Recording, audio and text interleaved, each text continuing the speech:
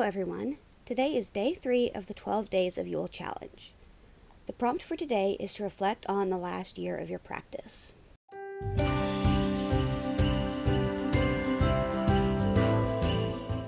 So overall, my witchcraft and spiritual practice this year has been okay. I haven't been the most connected or into my practice as I have in past years, but I've had some good experiences nonetheless. I've dealt with a lot this year, including my chronic illnesses getting really bad at times, having horrible symptoms for over a year that I finally found out was mold poisoning, and grieving the loss of a close family member. So with all that going on, I often just didn't feel like doing a lot with my witchcraft practice, to be honest. I didn't do a whole lot of reading this year, except for listen to some fiction audiobooks. And while I did do some research and learning, I didn't take many notes like I normally would have. This year I did do a lot of meditation almost every day and worked on connecting with my deities.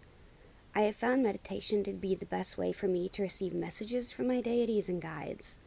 When I meditate, I visualize a forest or a beautiful garden space and will walk through it in my mind.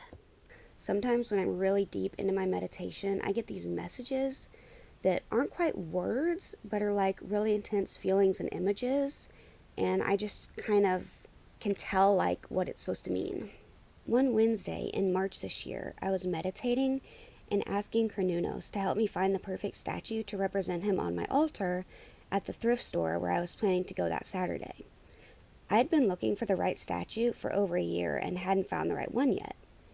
As I was meditating, I got a message saying I should go outside and look around the piles of fallen branches that had broken off trees during an ice storm in February and were still waiting to be picked up by the city.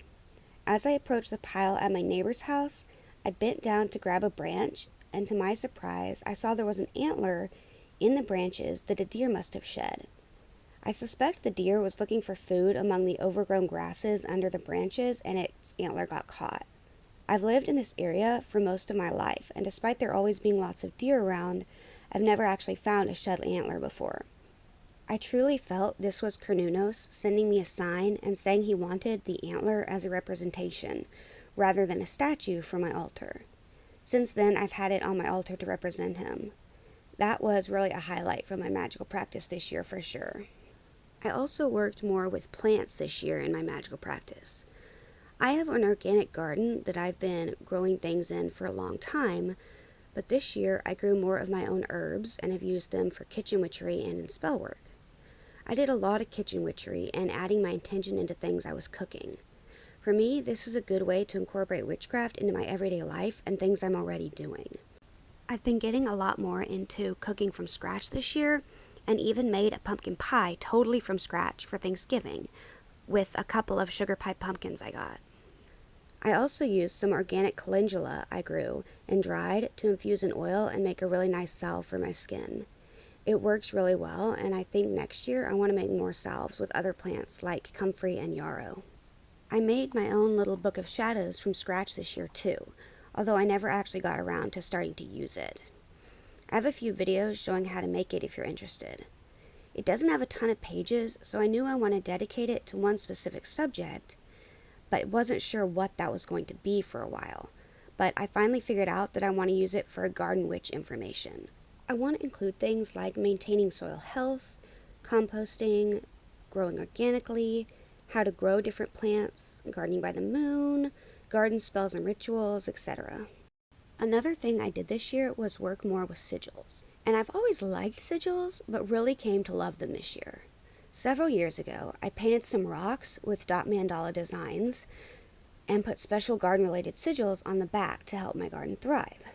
Unfortunately, the clear sealant I used wasn't very great, and after being outside for several years, the paint was majorly chipping off the rocks.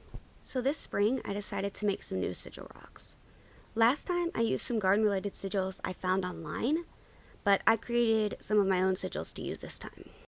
I painted some new rocks with different dot mandala designs, then painted the sigils on the bottoms and made sure to use a better sealant that I think will last longer outside.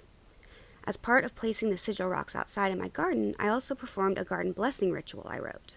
In the past, I've done seed blessings when I start my seeds, but haven't ever really done like a full garden blessing like that. And I think that's something I want to start incorporating each year and do each spring because I really enjoyed it and felt it was helpful.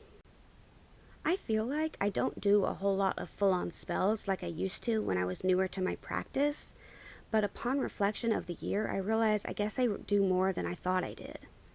I like to try to work things out in a mundane way when I can, and will perform spells to work alongside that. I don't want to go too much into detail about my personal workings, but they did seem to work out well. I hope you enjoyed hearing this brief overview of my practice this year, and will come back tomorrow for day 4 of the challenge. Thank you so much for watching, and I'd love it if you would subscribe to my channel. Bye!